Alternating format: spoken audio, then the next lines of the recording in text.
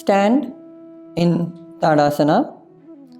Let us do Triyak tadasana. Legs shoulder width apart. Inhale, raise both your hands up. Interlock your fingers and stretch the hands, turning your palm upward, touching your biceps to your ears. Exhaling, bend laterally towards the right side, pushing the waist to the left side as much as possible.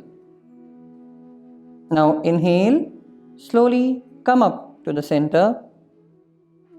Exhale to your left side. Inhale and center and relax.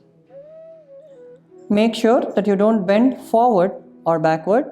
This is a lateral bend.